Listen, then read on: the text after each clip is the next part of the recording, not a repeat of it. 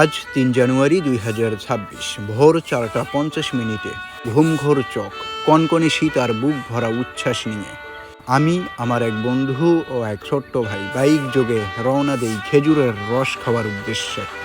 গন্তব্য অন্নদানগর, পীরগাছা, রংপুর।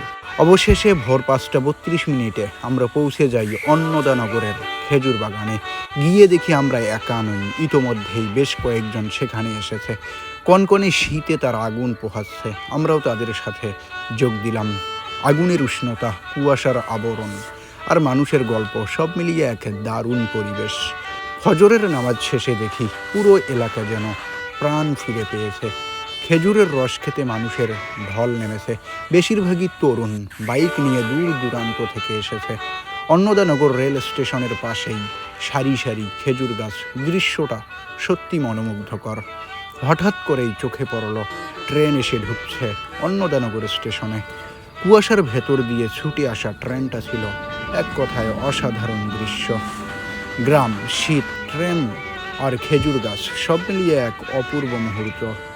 এরপর দেখি খেজুর গাছের মালিক গাছে চড়ছেন। কত নিপুণভাবে তিনি গাছে উঠে খেজুরের রস নামালেন।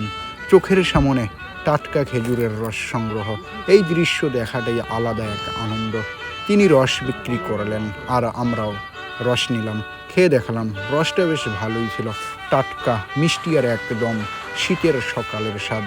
প্রতি লিটার খেজুরের রসের দাম ছিল ৮০ টাকা। সব মিলিয়ে সময়টা কেটেছে অসাধারণ। জায়গাটা খুবই সুন্দর, শান্ত আর মনোরম। শীতের ভোর, কুয়াশা, আগুন পোহানো, ট্রেনের দৃশ্য আর খেজুরের রস, সব মিলিয়ে এটি ছিল এক স্মরণীয় সকাল।